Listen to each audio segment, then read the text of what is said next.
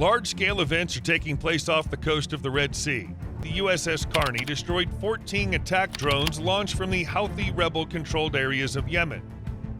This attack could have significant repercussions and exacerbate the conflict, as the attackers claimed they were unaware of the presence of U.S. naval forces in the area. According to their version, the operation was aimed at Israeli fishing vessels. Nevertheless, such excuses do not sound convincing. The Houthis most likely got worried when the USS Carney began to approach the Red Sea. Despite all the dangers, the crew survived the attack. This is thanks to the ship, which automatically destroyed an approaching threat that could have caused irreparable damage. But the Carney took prudent action in taking down those 3 UAVs. It was created for the main purpose of rapid and effective counteraction to any threats. It's equipped with at least 2 launchers with a total ammunition of 100 guided missiles, including some capable of carrying nuclear warheads. Each of these missiles is equipped with its own radar and homing head, providing automatic targeting and data transmission to other missiles. As a result, each enemy will be hit as accurately and effectively as possible. This is only a small part of the arsenal of the ship. In addition to missiles, the USS Carney is equipped with a 127mm Mark 45 artillery system, which can destroy even the strongest bunker. There's the possibility of the employment of munitions on a specific target. By the way, to shoot down the drones, the destroyer used 2 25mm automatic guns and 4 large-caliber machine guns, but led by Phalanx Seawids. This system is capable of firing 4,500 rounds per second and destroying targets at a distance of 2 miles. It can be used to shoot down aircraft, destroy missiles, and sink boats. The USS Carney is equipped with 2 Aegis multifunctional combat control systems that can easily shoot down even bombers flying at an altitude of 12 miles. It's not surprising that the Houthis decided to attack the USS Carney because they realized that such a strong ship could wipe out their bases from the shores of the Red Sea in a matter of minutes. But they did not take into account one thing.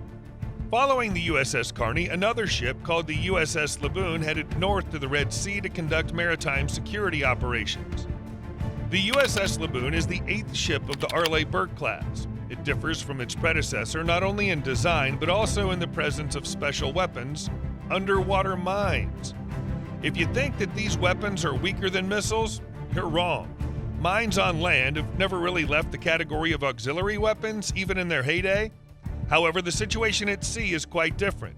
As soon as they appeared in the Navy, mines displaced artillery and became a weapon of strategic importance, often pushing other types of naval weapons into the background. And what a wonderful thing for this country and for the Navy that we've got these ships coming in. The advantage of mines is that they can be placed at great depths and can remain there for decades. However, they also have a significant drawback. They're quite easy to find and destroy.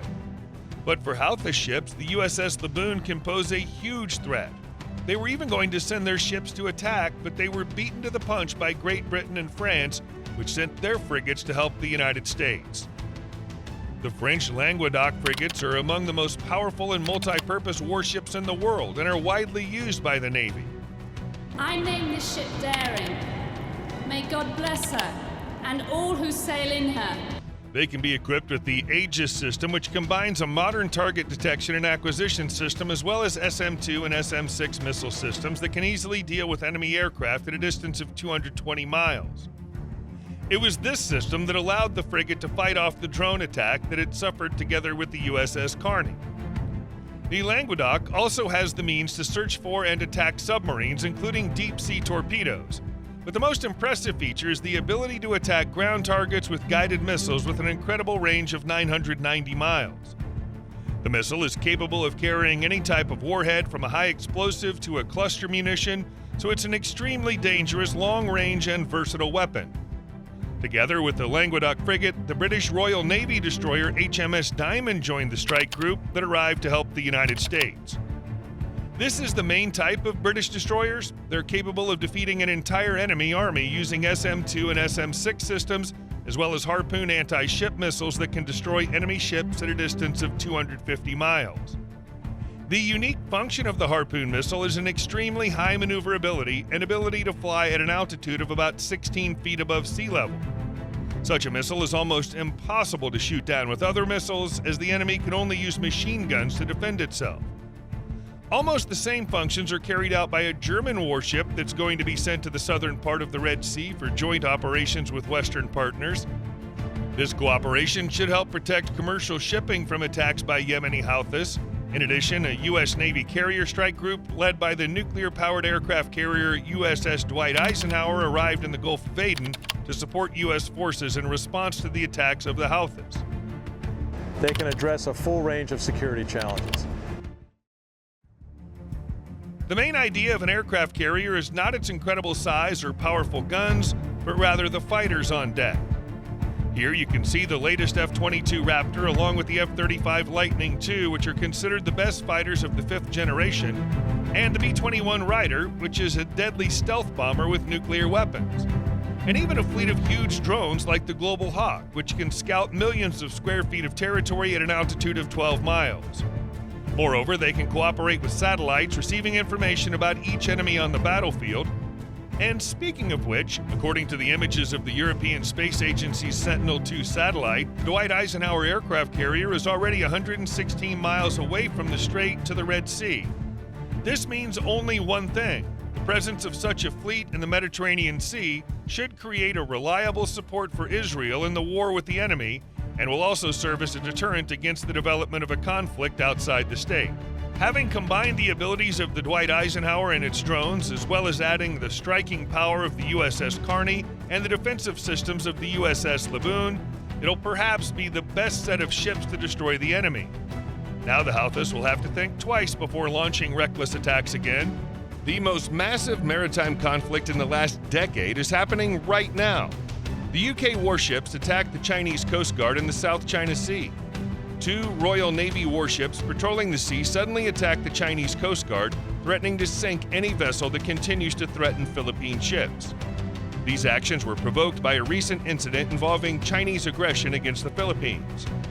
In support, Britain sent 2 of its strongest ships, including the new Type 45 destroyer HMS Daring. This ship, built in 2009, was the first of a new type of destroyer, and there are currently 6 such ships in service in the UK. Culminating point of all those lessons being learned. If we'd had one Type 45 in Admiral Woodward's task group, the situation would have been very, very different. It's even called the Predator among ships for a reason, as it has Sea Vipers missiles that can destroy aircraft, cruise missiles, and drones at a distance of up to 74 miles. PAM's anti-aircraft missile systems also fit perfectly here, providing the best cover from air attacks. At the same time, 6 Silver VLS launchers for 48 missiles will also come to the defense, and this powerful list is completed by the Harpoon missile, which is capable of sinking ships by attacking the most vulnerable areas. And what a wonderful thing for this country and for the Navy that we've got these ships coming in. It was the Harpoon missile that attacked the Chinese Coast Guard, leading to a great deal of unrest. We'll talk about this a little later.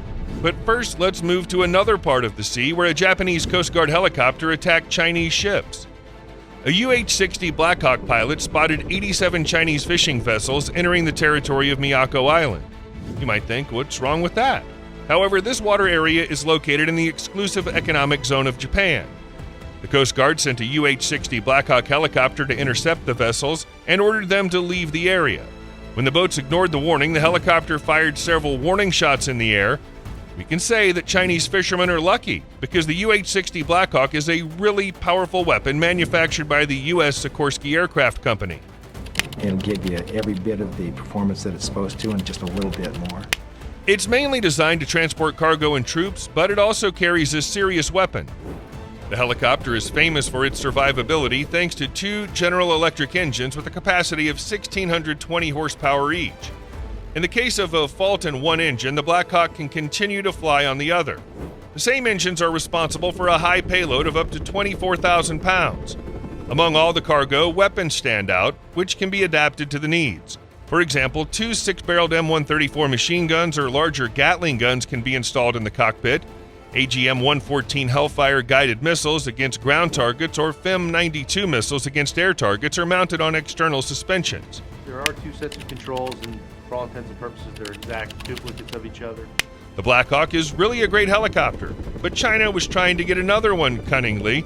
Not long ago, the Chinese military offered a Taiwanese pilot $16 million to desert with a CH-47 Chinook heavy helicopter. They planned to land a helicopter on board of the amphibious assault ship sailing through the Taiwan Strait. A typical cunning tactic for China, which they've repeatedly practiced to get foreign weapons, study it, and create your own version. This is what they did with the Ukrainian Varyag aircraft carrier, which became the Liaoning in Chinese hands, and now they wanted to do it with the CH-47 Chinook. The most dangerous maneuver that we do is doing sling load operations. This legendary helicopter is a real Hollywood celebrity, as you've definitely seen it in movies. However, it deserved its fame for a reason. During the Vietnam War, the Chinook proved its worth. In addition to its transportation purpose, it was used as an installer of smoke barriers, an aerosol sprayer, and a tow truck for damaged and abandoned aircraft. 4 units of flying artillery were even tested on its basis, but the idea was later rejected. So 2 seats right here, and there's enough room to lay patients on the floor. The CH-47 Chinook also set a record in the transportation of manpower, 147 people with their stuff. If this number of armed soldiers landing on a mission may not surprise you, how would you react to the fact that 17,500 U.S. troops have arrived at Subic Bay, Philippines in the South China Sea? Airborne training from legendary MC-130J is currently underway there. This is an American medium and long-range military transport aircraft, which is the most common military transport aircraft in the world. And it really is a crew airplane in all the best sense of the word. A new Allison T-56 turboprop engine with a maximum output of up to 4,100 horsepower and a speed of 430 miles per hour was developed specifically for it. In its latest modification, the MC-130J received completely updated electronic equipment, including a satellite navigation system. The Super Hercules has been used in all known military conflicts since its release in 1956 and has proven to be an incredibly reliable transport aircraft. It's mainly used to transport military troops, ammunition, medicines, and even tanks like the Abrams. It's amazing for such a huge airplane. It really does anything you want.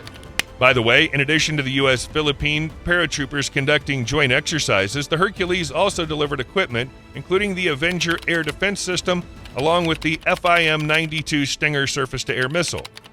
The Avenger is a lightweight, self-propelled anti-aircraft system with missile and machine gun weapons intended for use against air targets. It must fight enemy tactical and military aircraft. If I saw the M3P 50 caliber machine gun and the Avenger weapon system on the battlefield. The Avenger is equipped with a freely rotating operator's cab and a fire control module. The module is equipped with 2 launchers that can accommodate 8 FIM-92 missiles.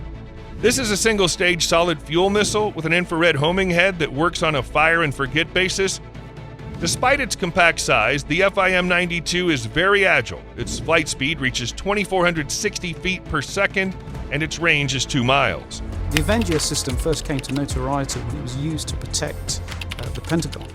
It performs well against low-flying targets such as helicopters and cargo airplanes. The system can also be an excellent defender against slow kamikaze drones, which are increasingly used in warfare. This equipment came specifically for the 1st Battalion of the 174th Artillery Regiment of the U.S. Army, which also arrived in the Philippines to help the military undergo the Balikatan training. These exercises are aimed at strengthening bilateral trust, the ability to act together and reinforce the cooperation built over decades of joint experience. Even the name of the exercise, Balikatan, has a special meaning as it means side by side in Filipino, which once again emphasizes the deep-rooted partnership between the 2 countries. This significant event marks the beginning of joint training between the U.S. and Philippine military. One of the planned trainings includes an MC-130J airborne assault. However, don't you think it's strange that such a massive exercise is taking place at a time when tensions between the U.S., Britain, and China are on the brink? Hundreds of Australian ground troops who also arrived in the Philippines for a major joint military exercise joined the group. So we know what our actual weapon system is capable of. We have hands on. We're ready to do that whenever we need to. Will these exercises really take place as planned, or is this a global plan of the U.S., Britain, Philippines tandem to launch a military operation? There's a reason why the U.S. military took their equipment. However, it's very difficult to comment on the situation at the moment, and as soon as we have accurate information, we'll share it with you. Subscribe to the channel so you don't miss a new video, and also put precious likes on this video. You motivate us to search for truthful information and create videos for you. Thank you for watching. See you soon.